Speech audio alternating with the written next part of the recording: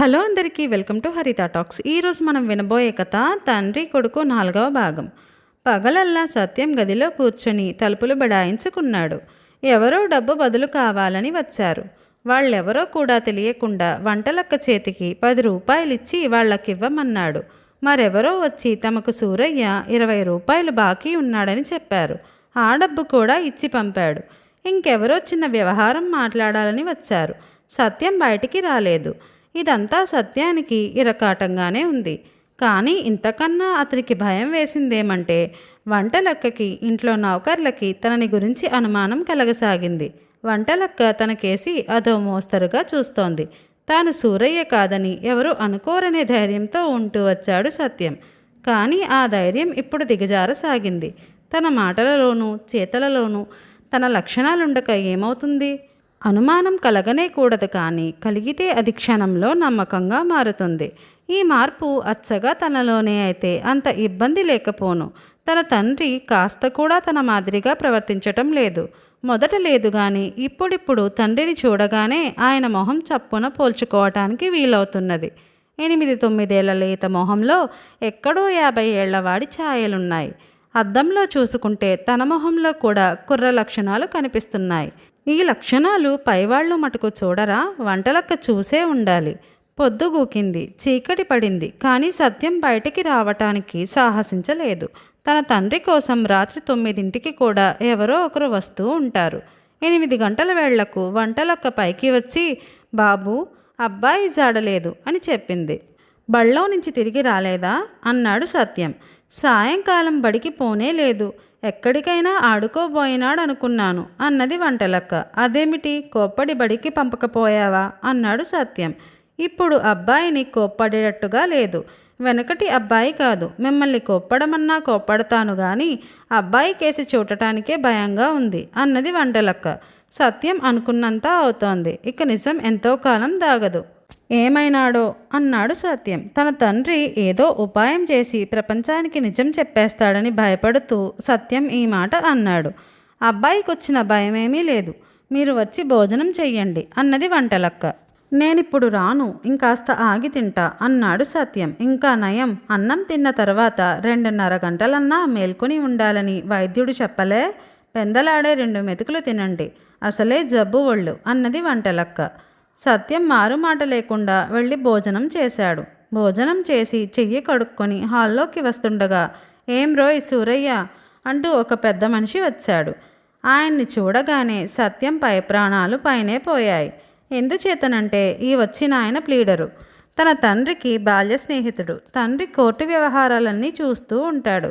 తరచూ రాడు గాని వచ్చినప్పుడల్లా ఎవ్వరికీ అర్థం కాని విషయాలు మాట్లాడిపోతూ ఉంటాడు. తన తండ్రి ఏ పని ఉన్నా మానుకొని ఈయనతో మాట్లాడతాడు. పరంధామయ్య గారు స్వతంత్రంగానే సత్యం వెంట పైకి వచ్చాడు. కుర్చీలో కూర్చొని ఏమిటేమిటో మాట్లాడాడు. అంతా కోర్టు వ్యవహారమే. సత్యానికి ఒక్కటే అర్థమైంది.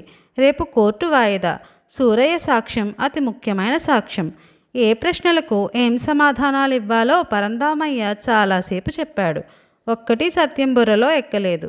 రేపు తాను కోర్టుకు ఎట్లా వెళ్ళటము, వెళ్లకుండా ఎట్లా తప్పించుకోవటము అని ఆలోచిస్తున్నాడు.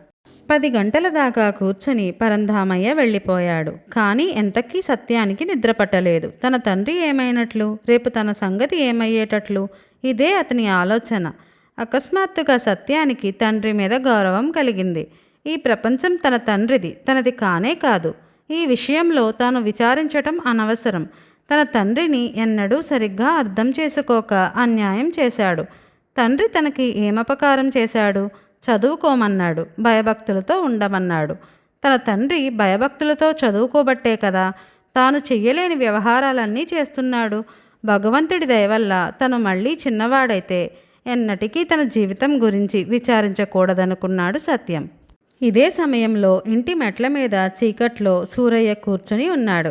జరిగినదేమిటంటే సూరయ్య 2:30 గంటల బండి ఎక్కాడు. 2-3 స్టేషన్లు దాటగానే టికెట్ కలెక్టర్ అక్కడికి వచ్చి ఆయన్ని టికెట్ అడిగాడు. నిజంగా పసివాడైతే అంత బిక్కమొహం పెట్టకపోను సూరయ్య.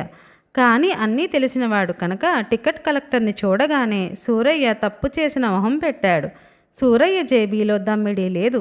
సూరయ్య చెంపలు రెండూ వాయించి రైలు నుంచి దింపేశాడు టికెట్ కలెక్టర్. చేసేది లేక సూరయ్య కాళ్ళు ఇడ్చుకుంటూ 16 మైళ్ళ దూరం నడిచి తిండికి మాడుతూ దుమ్ము కొట్టుకొని రాత్రి 11ంటికి ఇల్లు చేరుకున్నాడు. తలుపు తట్టి పిలిస్తే అందరూ తలో ప్రశ్న అడుగుతారు. అందుచేత మెట్ల మీద కూర్చొని ముందు జరగవలసిన దాని గురించి ఆలోచించసాగాడు. ఇక తను కుర్రవాడుగా ఒక్కరోజు కూడా గడపలేడు. ఈ ప్రపంచం కుర్రవాళ్లది కాదు. తను ఒకప్పుడు కుర్రవాడయ్యుండి కూడా వాళ్ల కష్టసుఖాలు మరిచాడు. తన కొడుకు మొండితనమే చూచాడు కానీ వాడు ఎన్ని ఇబ్బందులు పడుతున్నాడో ఆలోచించలేదు. వాణ్ణి ఆపేక్షగా పలకరించి ఎంతకాలమయ్యింది? కన్న తండ్రి ఎవడైనా ఇట్లా చేస్తాడా? భగవంతుడి దయవల్ల మళ్ళీ తాను ఎప్పటిలాగా అయితే కొడుకుని ఎంతో ఆపేక్షగా చూస్తాననుకున్నాడు. వాడికి ఒక్క రవ్వైనా కష్టం కలగనివ్వకూడదనుకున్నాడు. ఇదంతా చూస్తున్న లక్ష్మీ అమ్మవారు సత్యనారాయణ స్వామివారితో పాపం వాళ్ళిద్దరి కోరికలు చెల్లించండి అన్నది.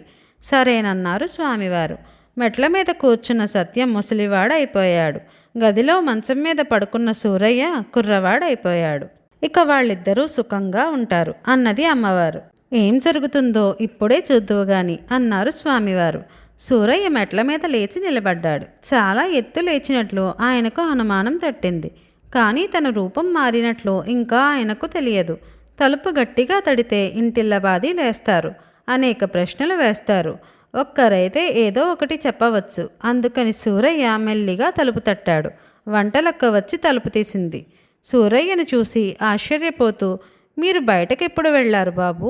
గదిలో పడుకుంటిరే, తలుపు ఎవరు వేశారు అని అడిగింది. కానీ సూరయ్యకు వంటలక్క ప్రశ్నలేవీ వినిపించటం లేదు. ఇంతకాలానికి గాను వంటలక్క తనని ఎప్పటి మాదిరిగా బాబూ అని పలకరించింది. మొహం తడుముకున్నాడు. మీసాలు కళ్ళజోడు తగిలాయి. నెత్తిన బట్టతల.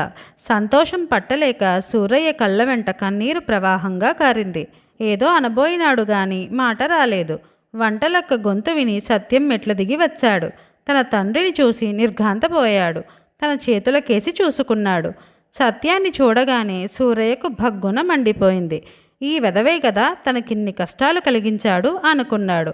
తనను బడికి పంపించాడు. పంతుల చేత కొట్టించాడు. గోడ కుర్చీ వేయించాడు. తన శరీరం దొంగలించాడు. తన పడక గది కాజేసి తన తాళపు చెవులు, డబ్బు అన్నీ లాక్కున్నాడు. వెధవ, నీ ఆట ఇప్పటికి కట్టిందా అని సూరయ్య పెద్ద కేక పెట్టాడు. సత్యానికి కూడా తండ్రిని చూస్తే కోపం వచ్చింది. తన తండ్రే తనకు ఆ ముసలి శరీరం అంటగట్టాడు. ఇంత తినటానికి లేదు, పరిగెట్టడానికి లేదు, చెట్లెక్కటానికి లేదు. ముసలితనంలో తన శరీరం లాక్కొని కుర్రాడల్లే తిరిగాడు. ఇప్పుడు తన మీద కోప్పడుతున్నాడు. నా ఆటే కాదు నీ ఆట కట్టింది అన్నాడు సత్యం పట్టలేని ఆగ్రహంతో.